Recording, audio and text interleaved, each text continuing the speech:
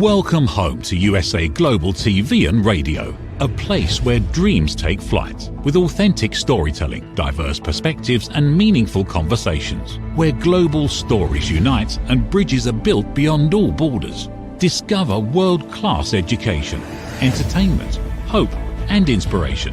Together, we're building bridges worldwide. Subscribe to our channel, USA Global TV. Download our app, USA Global TV. Be our guest or join our team. Visit usaglobaltv.com. Thanks to our founder and executive producer, Dr. Jacalyn Kerbeck. Music score by Yeffy Tang from Cloud Road Music. Voiceover artist Mike Porter. Creative direction by Paul Garcia. USA Global TV and Radio, your home for global connection. All rights reserved. This video and its contents are the exclusive property of USA Global TV and Radio. Unauthorized use, duplication or redistribution in any form is strictly prohibited.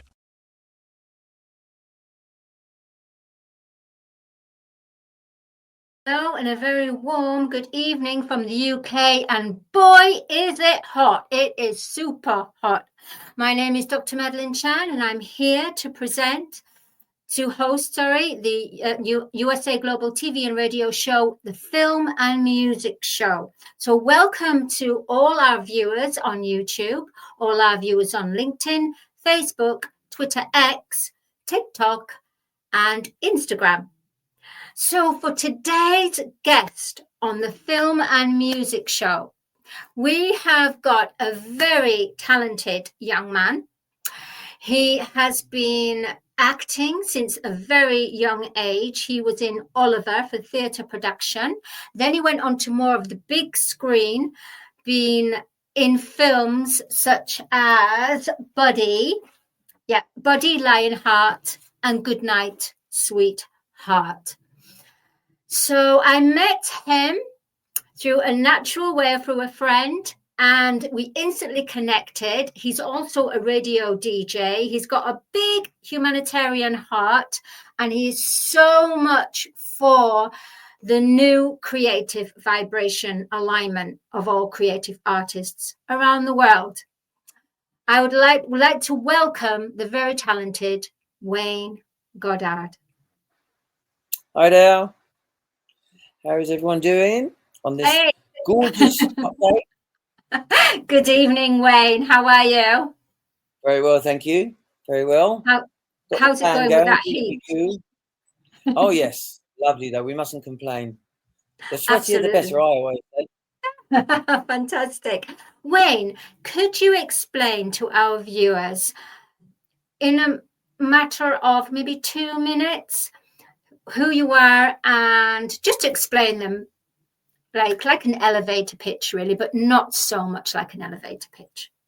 Yeah, sort of started acting when I was 10. Went to theatre school, the usual stuff, and done theatre, films, TV. And after that, I ventured into DJing, radio DJing, which was really good. And now I'm sort of getting into singing as well now, which I'm obviously better late than never. But yeah, I'm always acting anyway. That's sort of me, really. Just always the life and soul, and just love to make people smile, and yeah, just really enjoy that sort of way of life, really. But obviously, it's a very difficult life for work-wise. But you just got to keep cracking on. But yeah, I'm just raring to go, like another new lease of life, as they say. Thank you, Wayne.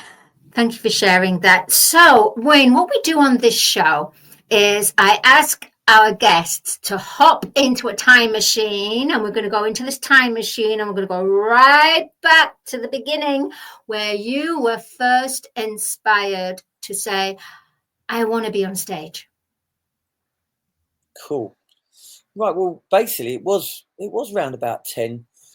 And all I remember the very first time I used to see a friend that used to be on a commercial, penguin commercial. Pick up the penguins. If you feel to pick up a package, people might remember it. It's a long, long time ago. And I was just amazed by, that's Douglas. I know Douglas. And straight away, I thought that's what I want to do. Because I always used to get up at weddings, and I'd always be in the middle of doing a silly Russian dance or something. I used to do, and all people used to clap and always say I'd be on the TV. So I went for an audition with Sylvia Young, stood there and sung Consider Yourself. And literally within 2-3 weeks, I went for an audition for Oliver. One of the boys, one of the cast, got in Oliver. And it went from there, really. Then she started a school when I was 12.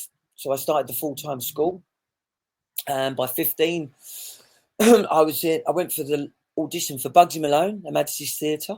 I went for the open audition out of about 7 or 10,000 kids, and they picked 4 Bugsies and 4 Tallulahs and everything. And I did that, and then I closed the show as well because there was 5 companies, and they chose the best of all the companies, and we closed the show, the 6th company, which was brilliant, absolutely amazing experience. I did a couple of feature films. I did a series called Buddy with Roger Daltrey from The Who.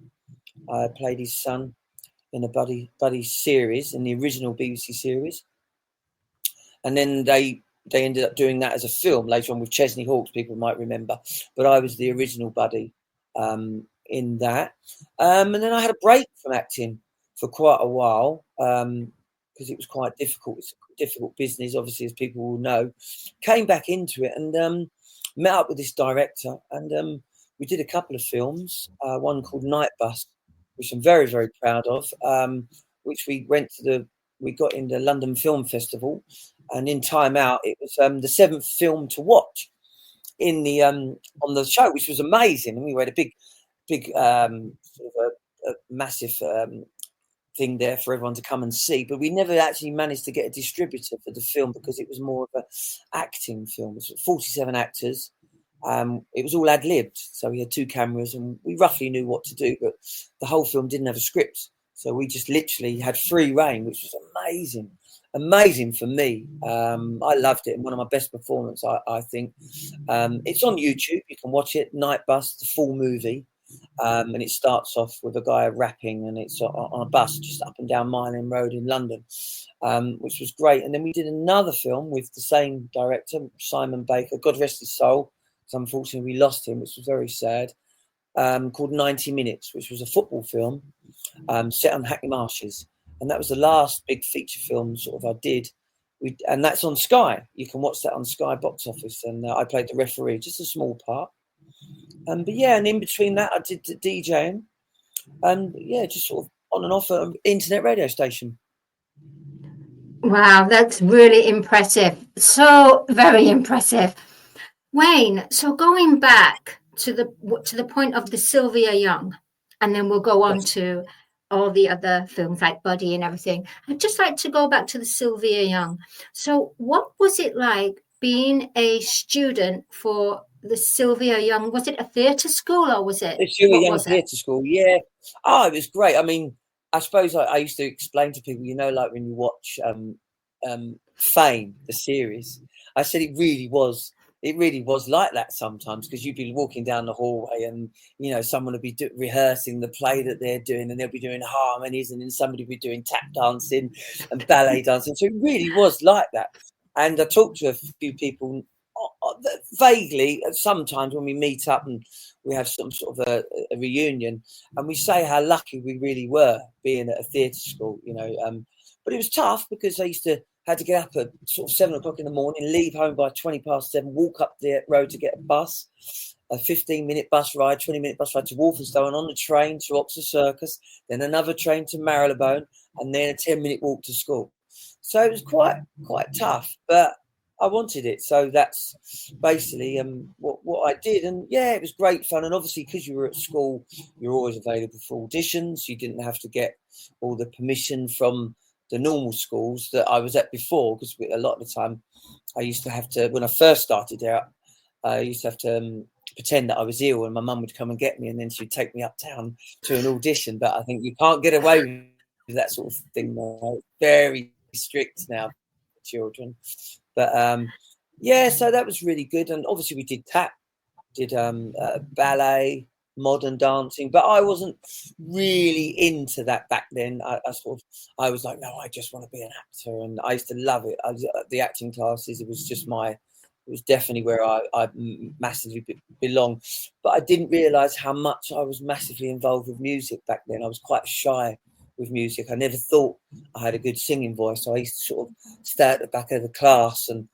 But you know, that's just the insecurities of being an actor, I think, which comes with being in that sort of game, because I wasn't very good at taking rejection. So I think you have to be very thick-skinned, and I was very, very innocent, I suppose, and quite what's the word I'm trying to think of, really? I was just didn't take it very well, so it did affect my confidence quite badly. So I did struggle quite a bit mentally with that sort of thing, with the acting, and the transition from child acting to adult acting.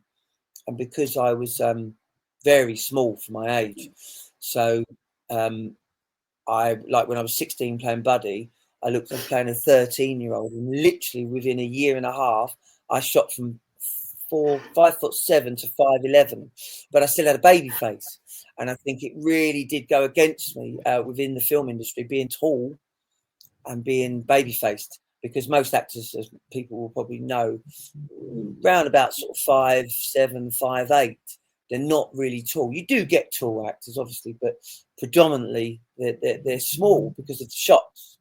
You know, if you're different, when you've got POVs, one actor and they're very tall, you have to end up, one has to stand on a box, and people don't see that in the film. It's quite funny, but you do get that sort of thing. So yeah, that was really it, really, with theatre school. Yeah, just a great time, great memories.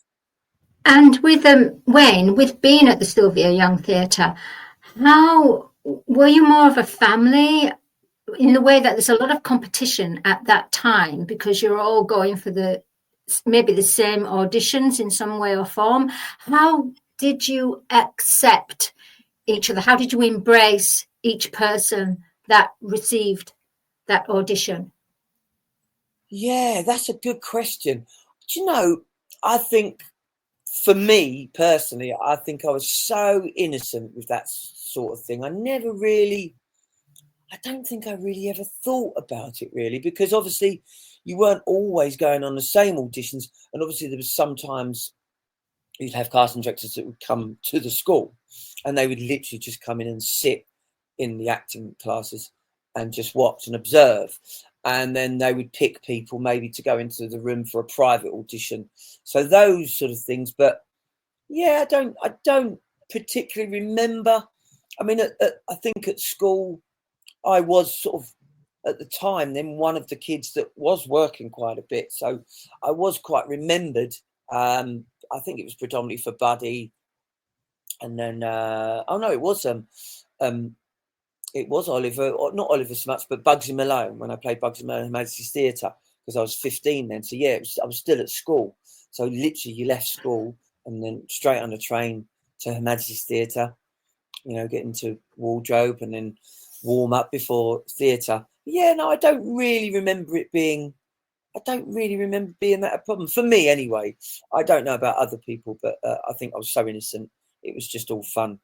And it was a bit, obviously, upsetting if you didn't get something.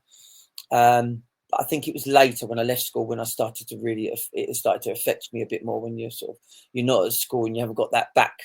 You haven't got everyone there getting your back, and you're sort of on your own in the big wide world.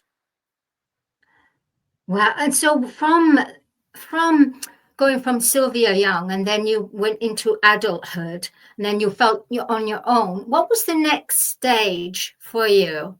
What did you do? I did come back to the school sometimes to do some sort of singing classes. Funny enough, I did some singing classes. And then, I was quite a bit more confident. And I remember the singing teacher saying to me, "Have you been having singing lessons?" And I was like, "No." I said, "Because your voice, you're really, like, I can hear it, and sort of, because obviously I was quite a coward at the back of the class before."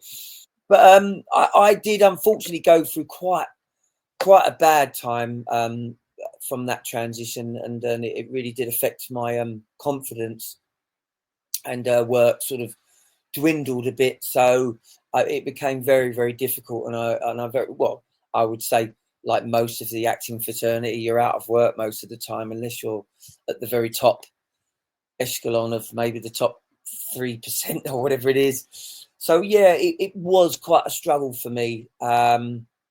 So I think that's probably why I was always trying to find an alternative with the music, with DJing I got into. So I sort of did that for a bit. I didn't really get money from that sort of thing, but it was more experience and fun, really. But yeah, no, I did find it quite hard, the transition. I was very disheartened and disillusioned by it all, and I did give it up for quite a while, and then obviously I got back into it because I just got older and more mature and realised I did believe in myself, and I wanted to give it another go. And with you're saying give it another go and get back into it, does that mean you were finding your own agents, or what is the process for anyone out there who would like to become an actor and have just come from fresh from stage school? What process do they take? Well, actually, yeah, because it was literally, I suppose, like starting from scratch. So I first of all, obviously, you've got to get yourself a show reel. You've got to, and if you haven't done any work, you have to start doing some sort of maybe fringe plays, and try and get in touch with sort of people in film schools to maybe do some short films where you don't get any money, but you're getting your face. Get yourself a show reel, basically. You have to get yourself a show reel. So I tried a lot of my old stuff, and it was old. It was good, but it was old, and I was older. So I had to sort of find a way to do that, and that's how I met this director. I went up for this audition for this short film. I thought it was. It ended up being the big film, this Night Bus. So it was very lucky for me. I suppose I become very spiritual, and I sort of started to manifest these things, and they sort of was coming my way because I was very confident, much more than I ever was when I was at theatre school. So yeah, and that's what I did. And then you obviously get yourself a show reel, and then you have to find yourself an agent. So you just literally get tons and tons of agents. From Spotlight is a good book to buy. Spotlight, you can buy that online, and that's the Actors Spotlight. Is very good to buy. You can buy that online quite easily, and that will have all everything. It has producers, directors, casting directors, agents, studios, literally everything in there. So you just literally get a template letter, say you want to start, or you're starting back up again, and that's how I did. And I finally got into a few. I went through a few different agents to try and get myself in there, and obviously trying to do it yourself. I mean, you can find out. I can't. There's a thing you can get where you find out all the. I've completely forgotten the name of it. I do apologise. I've forgotten the name of it, and you can pay to get it, and it shows you all the recent auditions that are coming up for certain parts and stuff. But you can get that through Spotlight. You can probably quite ask them. They're very helpful, ringing up the Spotlight helpline and asking them for advice. They're absolutely amazing. So that's a very good, massive thing to do if you want to get back into it. And and that's it. And you just got to just crack on and keep going, and just be positive, really. And you should know within yourself whether you're capable, and just go to some classes. Absolutely, Actors Centre. You can go to join the Actors Centre, or any local acting classes to build up your confidence and to meet other people, likewise people that you can get some networking, really. Wonderful tools, pearls of wisdom there, Wayne. Really, and thank you for sharing that. I'm sure that some of our younger viewers will take this on board and process this and apply to their lives. So, Wayne, just before we go on to commercial break, can you explain to our audience the first feature film that you went on? What was your first thought when you were on set? Oh, wow. My first feature film was Lionheart, The Children's Crusade, which was, unfortunately, it was a big flop. It was released in Canada, and it's in America. If you go to America, you can download it online. But it was a most amazing experience, and it was 4.5 months in Budapest in Portugal. So a big film unit. I mean, huge. And we were staying in 5-star hotels. I had a caravan with my name on. But before, because my part was, I was 9 principal actors, and I was the 9th principal. I was a young beggar kid with TB, tuberculosis, and I had white contact lenses because I was blind. So I had to have these soft contact lenses on, and then these white ones I had to put on, which were white, but I can only have them on for an hour, and then they used to sting really terribly. I mean, I'm sure they've changed now with technology. So I literally had an hour, less than an hour, to do my scenes. But it was just amazing out in Budapest and Portugal, obviously, because it was Richard the Lionheart. So the locations were in the mountains and in forests. It was just magical with a film crew, you know, being treated like you were some really special and getting called onto set from your caravan with your name on. It was just amazing, beautiful. And it was with Dexter Fletcher, who's now a really, really big director I'm still friends with. Gabrielle Byrne was in it. The main character was Eric Stoltz, who's quite a big American actor. He lives in Canada now. There was Deborah Moore, which was Roger Moore's daughter. There was quite a few big stars. But again, yeah, it was just an amazing experience. I mean, to be on a big set like that for 4.5 months, you know, flying to different countries and being treated like, you know, it was just great. Brilliant experience. Never forget it.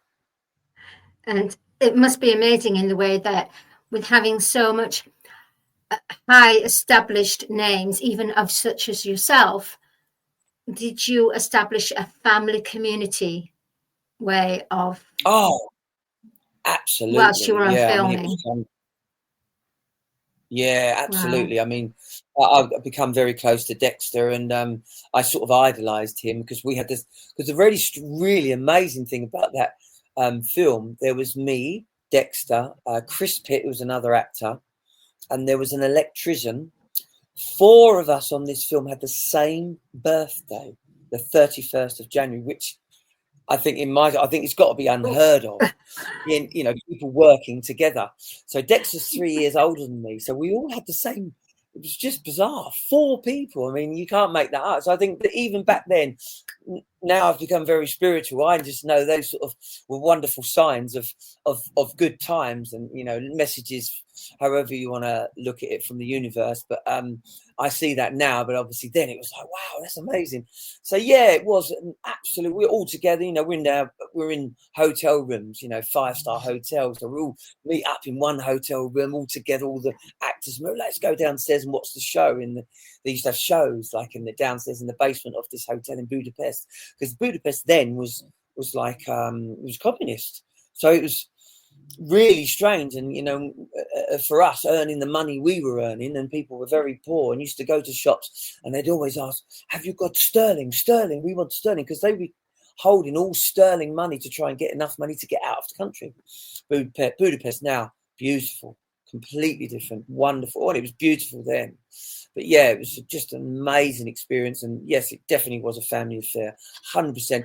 And I've worked both sides of the camera as well, because I've worked behind the scenes as a spark. I forgot to mention that. Yeah, for 5 years with my father, because he was a gaffer, and we did a couple of the Harry Potter films, the 2nd and the 4th Harry Potter film. So I've done both sides of the camera and I've seen both sides. And again, it's both the same. Everyone's a family, and it's wonderful.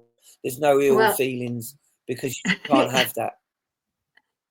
Well, thank you for sharing. That's phenomenal. It's phenomenal adventures that you've had and everything. But before we come back, we're going to cut to an ad at the moment, and then we're going to come back to you, Wayne, and we will be showing your show reel.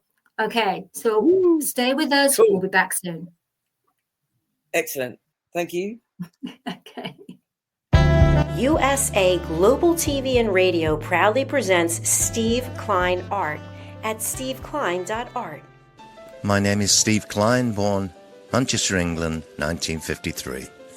My quest in my lifetime is to create artwork from my soul and the deepness within my wildest dreams and fantasies.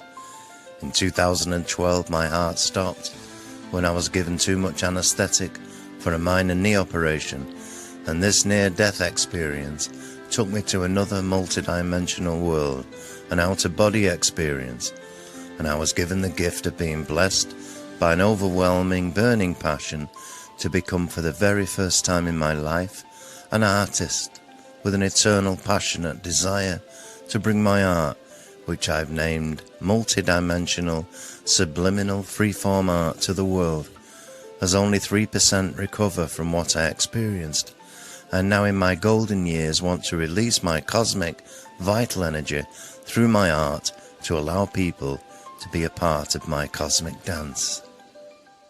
To learn more, email roccogoodwine@gmail.com. For VIP pricing, mention USA Global TV and Radio.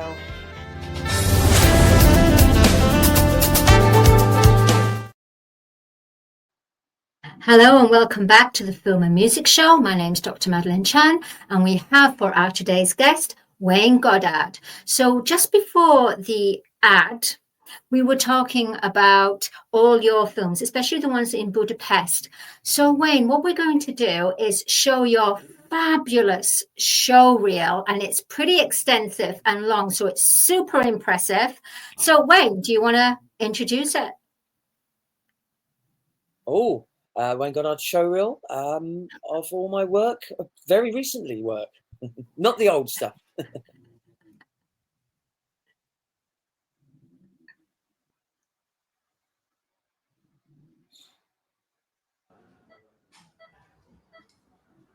I visited Dad yesterday. Took him some flowers. I had to do a bit of weeding around the headstone. You know how fussy he was about the lawn. Hate to think of him lying there with a messy garden. I said hello from you.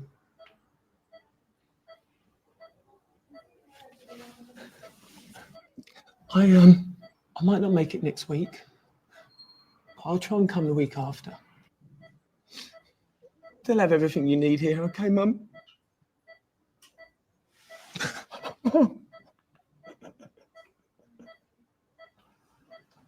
I'm sorry. I'm sorry, I should be more cheerful tonight. Hey, mate. Hi, mate. Good night. I'm all right, sorry. You had a good night? Good night. Not necessarily, no. 2:30 if you're getting on. Yeah. What would you say to someone who has run away from somebody who loves them very much? Mate, I really haven't got time. Just have a conversation with one another. I don't want to have a conversation with you. I just want your money. Not get off the back. Yeah.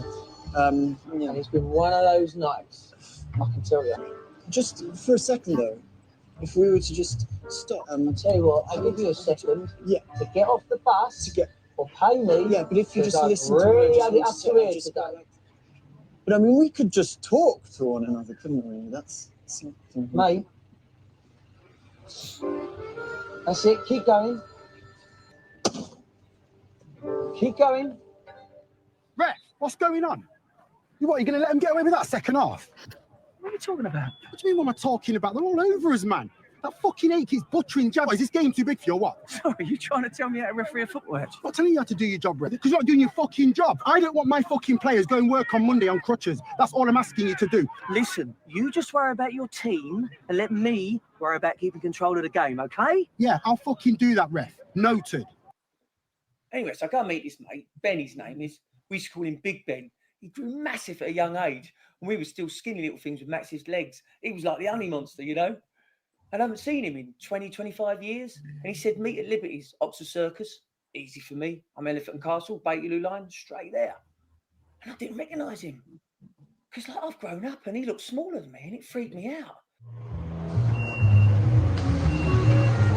Better than sex, blood piss. Please, mate. I really can't deal with this tonight. Okay. All right? Okay. I need to get the bus moving. Look, I'm get back sorry, on the bus, mate. please. I'm sorry. Please, mate, sit down. You can't do that. Listen, I'm fucking like, my wife's gonna fucking kill me. She will get my bollocks and she will. Yeah. Sit back down, though. Sit back down, because we've got to move the bus, all right? Everyone's waiting. All right? Sit down. My wife's waiting for me indoors. Yeah, lovely, but keep moving. Lovely. Keep going. Sorry. King job. Come on in. What are you scared of? Nothing worth nicking, is there? They got a compressor. That's a lot of use. Oh, your bottle's gone. I ain't scared of no ghost. I ain't scared of no ghost. Good evening.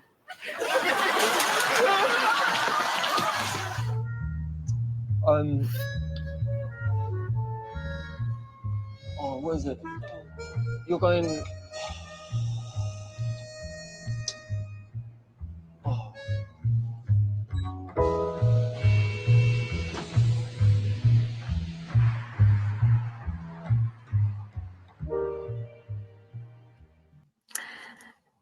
Fantastic. However, I do apologize, viewers, for the well, it is a family show, so I do apologize. So the bleeps or the blips, we should have had the blips in. The yeah, blips, yeah. Yeah, the blips. It's okay. But Wayne, my question is to you, and I'm sure the viewers would like to know as well. At the beginning of your show reel, it showed you you were in the hospital. The scene was in the hospital. How would you prepare for something so dramatic and where you're producing the emotion? How do you prepare for this scene? Do you know what? I think I just got to a stage where I can just flip that on whenever I want it. Obviously, yes, I sat there and I knew what script it was, and the ladies in the bed. It does help having the situation all there. But me personally, I can bring on the tears quite easily. I think it helps with being gone through some certain situations in your life, and I think maybe, probably, and almost definitely, I bring it from that. I bring it from past stuff, and I just don't know. That's why I'm not a method actor, because I know there's a lot of actors out there that really get into that method sort of style, and that's fine. But for me, I can just switch it. And if the situation warrants that, because I'm confident now, and I couldn't so much when I was a lot younger. When as an actor, I would have struggled, I think. But as I've got older, I just believing in myself, because obviously a lot of actors will probably meet actors, even famous actors, when they're on their own interviews. They're very introverted, but when they're acting, they're completely come out of their shell. But I'm sort of like that all the time now, which is wonderful for me. It's much more it's just peaceful, really. Yeah, but yeah, I think for most people, yeah, I suppose people just picture a scene, and maybe the best way people could think is picture something that's really sort of sad in your life. Yeah, I mean, I think a lot of young actors, they used to read them sort of a sad story before the scene. But for me, I just feel I get there. I literally can just switch from tears to happiness, back to tears quite easily. I just find it quite easy. That's quite an incredible gift. So Wayne, in the way that some actors go out there and let's say they're part of a series and they become more typecast, with looking at the show reel, it shows your diverse roles. So what would your favorite role be if it was a wish fulfillment, and let's say they said, okay, here's this space, Wayne, create something, a character, or what kind of character do you want to play, and what kind of cause and mission do you want to be? Wow, that's a good question. I think for me, predominantly throughout my career, the first part of my career, I didn't see myself as a character actor. So I was always playing sort of parts that are not similar to me, but just a normal sort of person from London. But then I suppose when I did Bugsy Malone, I'm playing an American actor. I've played a Liverpudlian before in a small BBC sort of short play that used to be like a schools program, a bit like The Buddy, but a smaller sort of living on the street in London.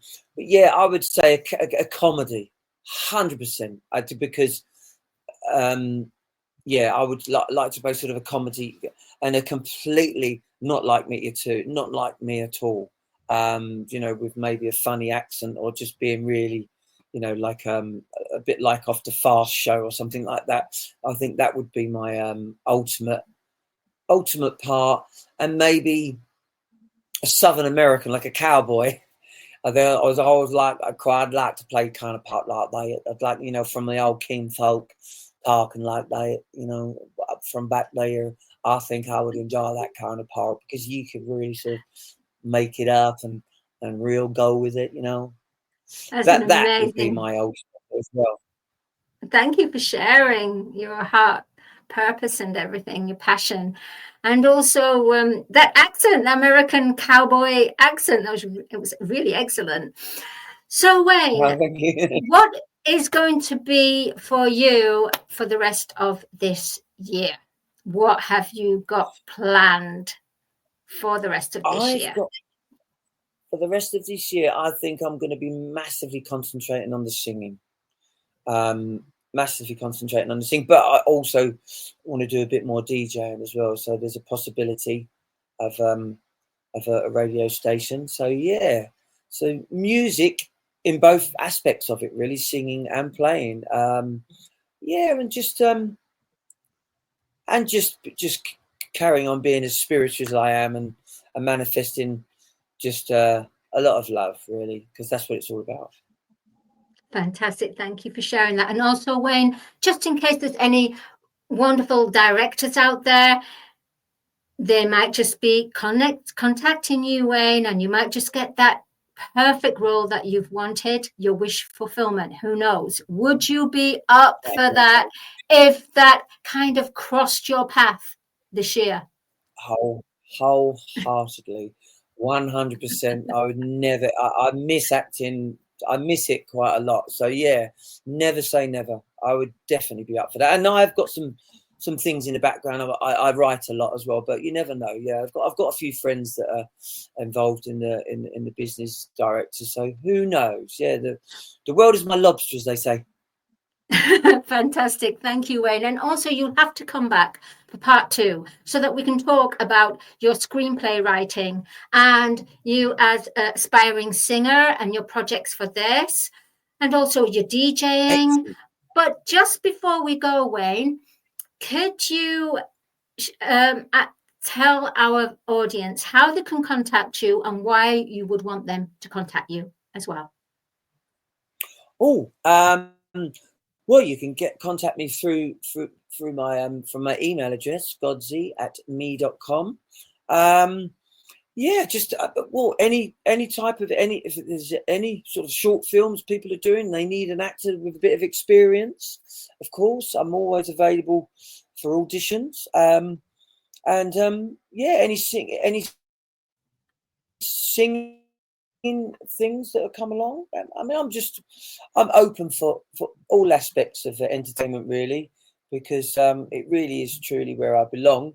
But as this, it's a difficult world, and you know you have to pay the bills, so there's always other things you have to do. But yeah, I mean, absolutely, that's really it. Or yeah, just send me a message, and I will get back to you 100%. Wonderful. Thank you, Wayne, for sharing this. Thank you for being so transparent. Thank you for sharing your passion, your purpose, and your story. So please do come back for part 2 because our audiences will be super waiting for you to come back and reveal the next stage, next part in your creative story. Oh, cool. So we'll see you for the next time. Thank you, Wayne. Thank you so much.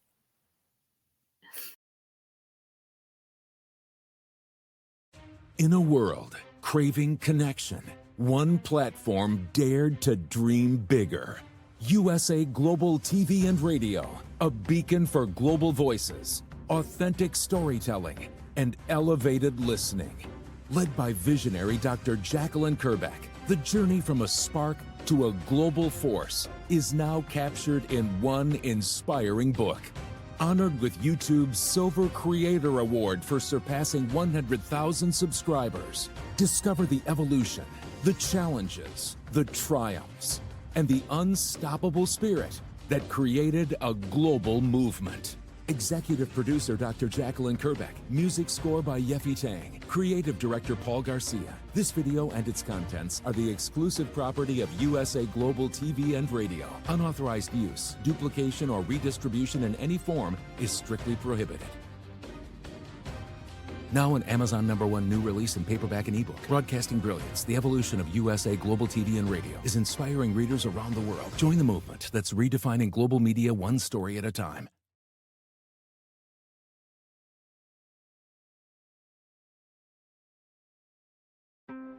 USA Global TV and Radio, home of the YouTube Silver Creator Award, proudly presents Just the Thing for Your Ring, introducing the patented Ring Thing. Your premium personal ring holder to keep your ring safe, nearby, and avoid loss.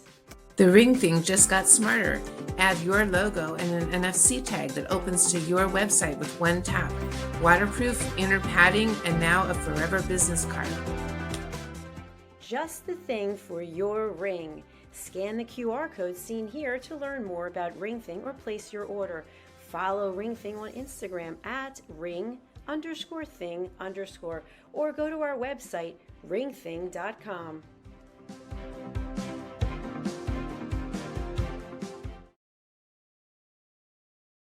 Thank you, viewers and listeners of USA Global TV and Radio, for joining us today. We're honoured to have your time and attention as part of our global community. At USA Global TV and Radio, we believe in the power of authentic conversations, meaningful connections, and creating a world of possibilities together. Want to be part of something bigger? Join our team of elevated listeners at usaglobaltv.com, a space where your voice matters and your ability to listen transforms relationships. Stay connected with us across all our platforms for thought-provoking discussions, expert insights, and empowering stories. Subscribe to our channels at youtube.com/c/USA-Global-TV.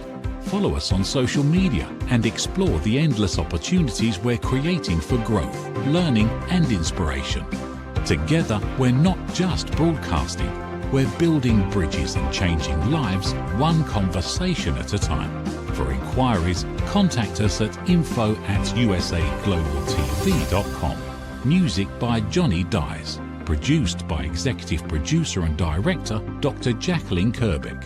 Voiceover by Mike Porter. Creative Direction by Paul Garcia. All rights reserved. Copyright 2025. Visit usaglobaltv.com to view our full terms and conditions.